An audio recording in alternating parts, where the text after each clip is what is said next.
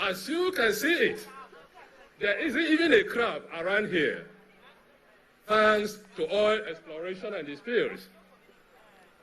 This particular position too, if you look around, you may not observe it. But from here, the Trans-Niger pipeline that delivers 150,000 barrels of oil per day for exports enter the creek right from here. I'm saying that for the benefit of people or guests who do not come from this community.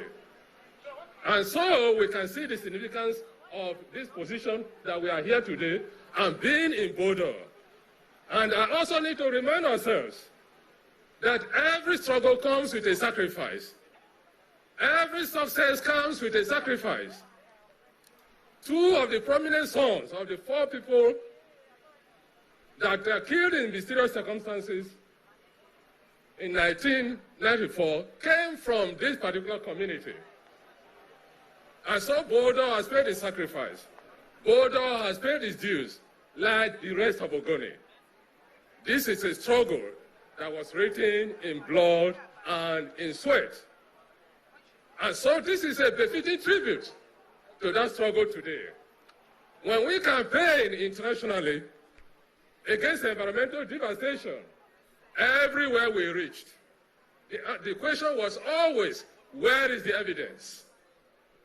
And in 1994, the first attempt was made to send an environmental mission to Ogoni, which was aborted. And eventually, we now have UNEP. So we are vindicated. We are excited by this opportunity today, and we hope this is just the beginning of good things to come. As we have noted, we hope that this is not just a ceremony, that after today, the real work will begin. The structure is not yet in place. The Board of Trustees, the Governing Council is not yet in place. And so we hope that after now, the work will commence. Thank you very much, and may God bless you all.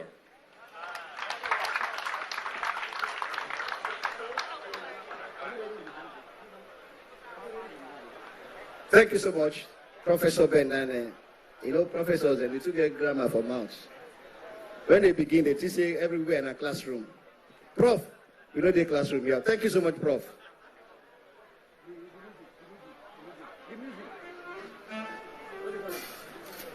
And ladies and gentlemen, while we still await the arrival of Mr. President, it's a loaded package. And coming up on stage,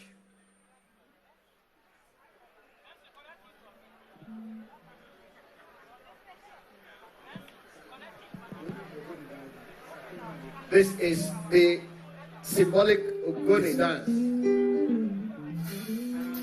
When you see an Ogoni woman, Ogoni lady, Ogoni young girl come out to dance, great story day. So ladies and gentlemen, we welcome the act, Sir King.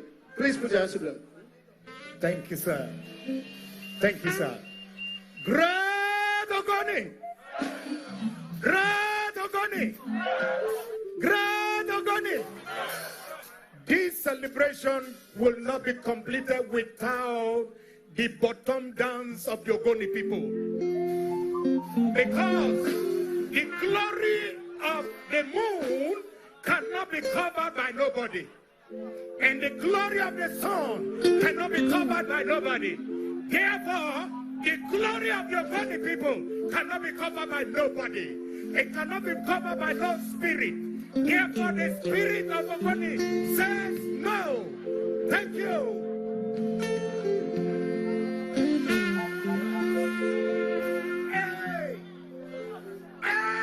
Hey, listen to me now.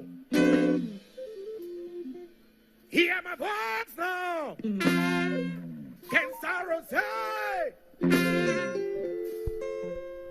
Danaba, Danaba, eh. Danaba, Danaba, eh. Danaba, Ogoni, eh, Danaba, Danaba, Danaba, eh. No mame, no more, Lord, eh, no lagi. No mame, no more, Lord, eh, no lagi. Lord, eh, So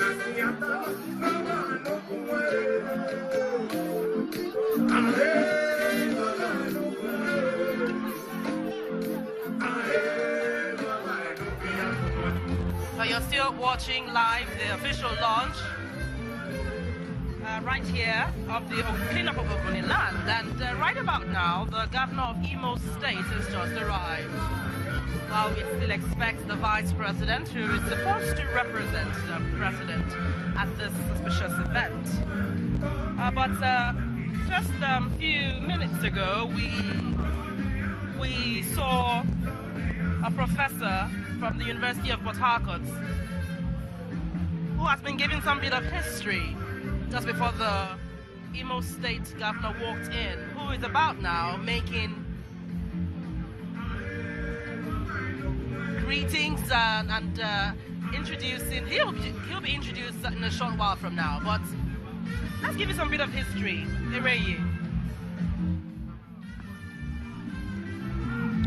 You know, it's a bit difficult to take your eyes off the screen as you're watching a group of cultural dancers. One thing that you will notice about the Ogoni people is the songs, the sort of songs they sing. If you get into the spirit of it, you get into the spirit of their struggle as well. So this is a bit of entertainment. Now, back to history. It was on the 2nd of October 1990, the Ogoni Bill of Rights was presented to the then President, General Ibrahim Badamasi Babangida, and members of the Armed Forces Ruling Council. Of course, from then on, there were a series of actions by the people against oil companies, leading to the disruption to the land in terms of as regards oil production. And well, since then, it's been one struggle after the other. And I think it's in 1993 we had the oil exploration and exploitation, which was suspended here in Ogoni land. And right now it is being revived in a very huge way, which is responsible for this number of people, hundreds of people out here. Especially right now that the governor of Imo State has arrived, it's beginning to look very serious, beginning to portray the government as serious about this project, which I understand they have about $1 billion dedicated to sort this out. Contributions from international oil companies and the rest of it.